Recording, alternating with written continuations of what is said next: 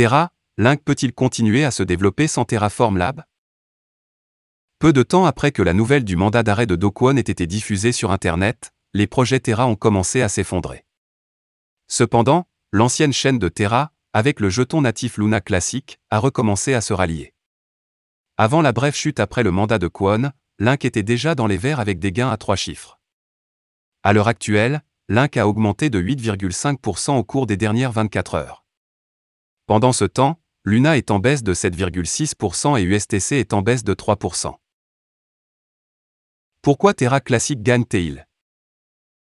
Beaucoup ont été surpris de voir l'ancien jeton revenir dans les greens. Cependant, les raisons peuvent ne pas être si obscures.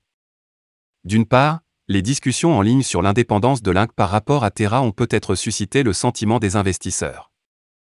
Selon un utilisateur de Discord, la blockchain est exempte de toute interférence de Terraform Lab. Néanmoins, l'interface avec la blockchain sans utiliser la ligne de commande nécessite des ressources TFL.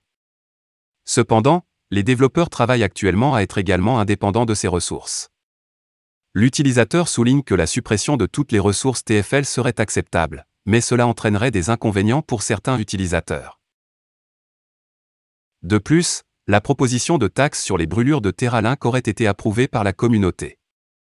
Le nouveau paramètre fiscal facturera une taxe supplémentaire de 1,2% pour les activités en chaîne. Ce montant de taxe supplémentaire sera brûlé, pour gonfler davantage les prix Link. Cependant, la taxe de brûlage ne s'applique pas aux activités hors chaîne, telles que celles qui se déroulent sur les bourses centralisées.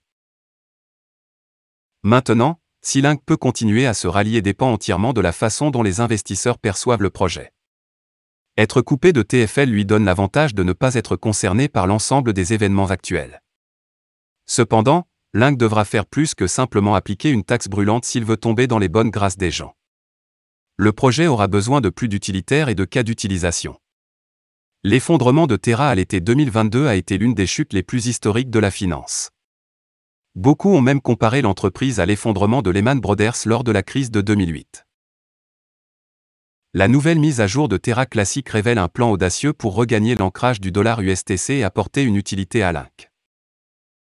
La communauté Terra Classic n'a pas encore abandonné l'ancrage au dollar USTC.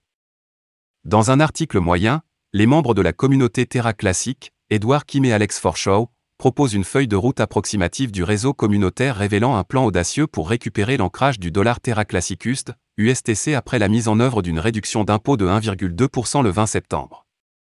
Il convient de mentionner qu'en mai, l'UST devenu USTC a perdu la parité avec le dollar américain, n'a pas réussi à la récupérer et s'est effondré à zéro. Par conséquent, ce crash a entraîné une frappe excessive de jetons Luna, désormais Luna Classic, faisant baisser la valeur de Link. Cependant, Terraform Lab a désactivé les échanges entre Link et USTC pour éviter d'autres dommages.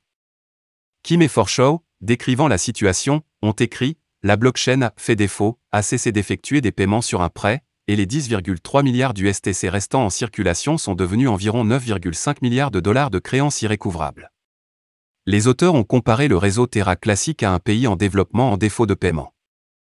Ils ont dit qu'il y avait un besoin pour une forme de restructuration de la dette. Selon les auteurs, s'efforcer de récupérer l'ancrage du dollar n'a de sens que s'ils peuvent s'assurer que l'USTC n'est plus vulnérable à l'attaque qui l'a fait s'effondrer. Deuxièmement, si le processus ne serait pas écrasant pour la communauté tenue de le financer, et enfin, si les réserves de pièces stables peuvent empêcher une répétition de la spirale de la mort si elle était à nouveau attaquée. En ressuscitant et en améliorant considérablement le stablecoin décentralisé, nous pouvons transformer l'une des plus grandes défaites de la cryptographie en le revirement le plus étonnant de l'histoire des actifs numériques.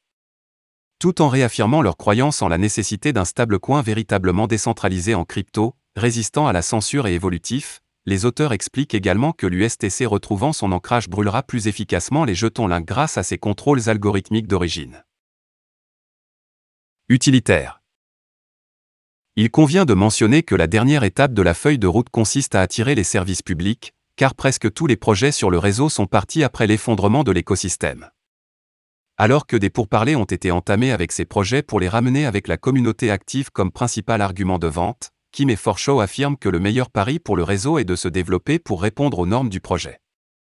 De plus, ils notent que les projets construits sur Terra 2.0 sont compatibles avec la chaîne classique.